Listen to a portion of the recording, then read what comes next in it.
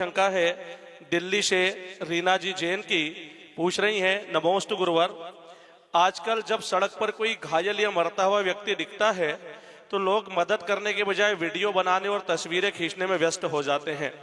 हादसे के समय मदद के स्थान पर संवेदनाओं का यह क्षय क्यों हो रहा है? इंसानियत का यह पतन देखकर मन विचलित होता है। ऐसे में इस संवेदनहीनता के दौर में व्यक्ति अपने भीतर की इंसानियत को कैसे जीवित रख सकता है? कृपया मार्गदर्शन करें। नमोस्तु महाराज जी। धर्म करुणामय होता है और जहाँ करुणा नहीं, कॉम्पैशन की भावना नहीं, वहाँ धर्म होता ही नहीं।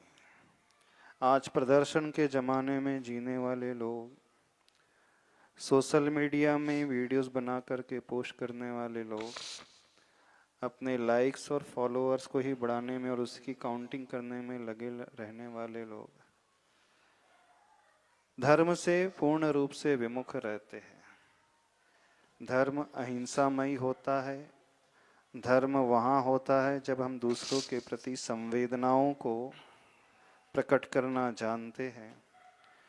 चाहे कोई भी आप धर्म को मानने वाले हों, हर धर्म में यह बात तो सर्वप्रथम लिखी है कि दया ही धर्म का मूल है। एक दूसरे के साथ सद्व्यवहार करना ही सही धर्म है। आत्मनः प्रतिकूलानि परेशान न समाचरेत, यह धर्म की परिभाषा आती है। अहिंसा ही परमो धर्म माना जाता है। करुणा की भावना, वात्सल्य का भाव, एक दूसरे के प्रति मैत्री और प्रेम का भाव जहाँ होता है वही धर्म होता है। ऐसे बहुत सारे घटनाक्रम आज वर्तमान में सुनने को मिल रहे हैं कि सिर्फ रील बना करके पोस्ट करके और अपने फैन फॉलोअर्स बढ़ाना, न जाने संवेदनाएं कहाँ लुप्त हो गई हैं। तो अपने भीतर संवेदनाओं को यदि प्रकट करना चाहते हैं, उसे बढ़ाना चाहते हैं, तो दूसरे प्राणी में भी, दूसरे जीव में भी अपने ही जैसे भावों को देखना सीखें। उस एम्पैथी की भावनाओं को लाना सीखें। आप जिन भी प्रभु को मानते हैं, हर जगह यही संदेश दिया गया है। और जैन धर्म में तो विशेष रूप से प्राणी मात्र की रक्षा का नाम ही धर्म है। मनुष्य ही नहीं, जीव जंतु को भी वो बचाने की बात करते हैं। और यहाँ तक कि पेड़ पौधों को भी, पृथ्वी जल अग्नि वायु आदि को भी, उनमें भी वो जीव ही स्वीकार करते हैं और जीव है ही। तो आज की पीढ़ी से यही कहना है, यदि अपने भीतर उन संवेदनाओं को देखना चाहते हो तो जाकर के उन स्लम एरिया में देखो, उन अनाथ आश्रम में जाकर के देखो, गरीबी में रहने वाले उन लोगों को देखें जिन्हें भोजन भी नसीब नहीं होता है। उन कटते हुए पशुओं को स्लॉटर हाउस में जाकर के देखें, जो अपनी रक्षा के लिए चीखते चिल्लाते हुए कुछ नहीं कर पाते हैं। यदि आज हम दूसरों के लिए नहीं करेंगे तो मान करके चलना, भविष्य में ऐसा कुछ हमारे साथ होता है तो कोई भी हमारे साथ खड़ा नहीं रहेगा। तो दया का परिणाम जब हम अपने भीतर भर कर के लाते हैं तो उससे हम ही आनंद से भर उठते हैं।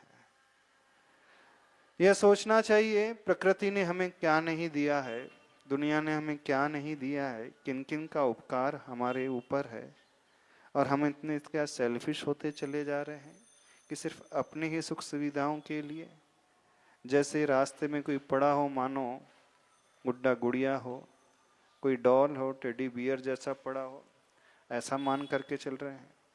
यदि ऐसे ही चलते चले जाएंगे तो वह दिन भी दूर नहीं कि हमारे साथ भी वही घटित होगा। अपना अच्छा देखना चाहते हो तो दूसरों की मदद करना सीखें। जब हम किसी की हेल्प करते हैं तो उस पर एहसान नहीं करते हैं, बल्कि अपने आप के भविष्य को ही सुरक्षित करते हैं।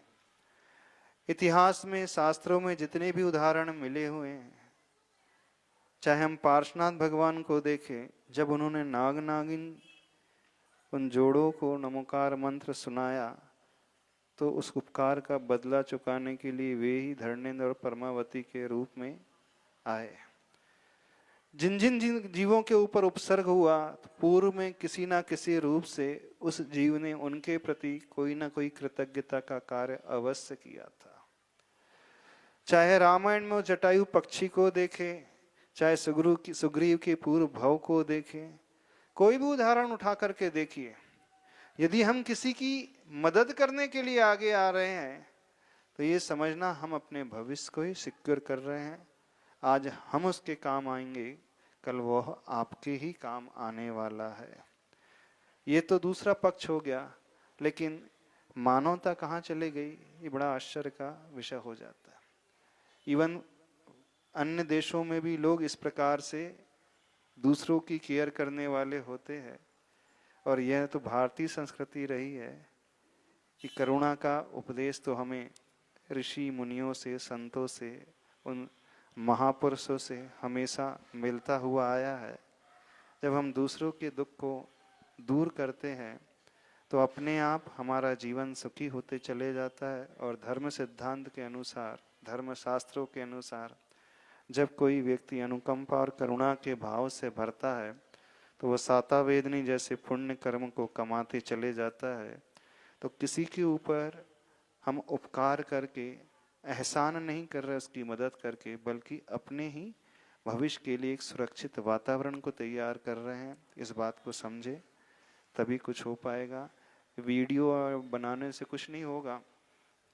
उसे यदि बनाना ही चाहते हो तो उसकी हेल्प करने के लिए, ताकि किसी एक अच्छे इंस्टीट्यूट को आप इन्फॉर्म कर सको, कुछ संस्थाओं को आप बता सको, कुछ लोगों को आप प्रेरित कर सको, उस दृष्टिकोण से बनाना है तो बात अलग है।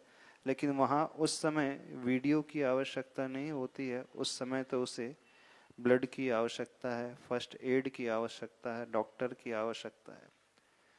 अब एक पक्ष ये भी आता है, कुछ लोग उस समय हेल्प करने से इस कारण भी डरते हैं कि एक्सीडेंट किसी का हो गया है तो फिर पुलिस का झमेला होगा, वो हमें संभालना पड़ेगा, कौन इसको देखेगा, कौन पुलिस थाने के चक्कर लगाते रहेगा, फिर हमें ही गवाही देने जाना पड़ता है। तो एक पक्ष यह भी आता है, दूसरों लोग जो है डरते हैं इससे। पर जहाँ मानवता की बात आती है, थोड़े से अपने कष्ट को नहीं देखते हुए आगे बढ़कर के कार्य करते चले जाएं, ऐसा व्यक्ति ही सही मायने में भगवान का भक्त माना जाता है, भगवान का पुजारी माना जाता है। ऐसा व्यक्ति ही गुरु का उपासक माना जाता है।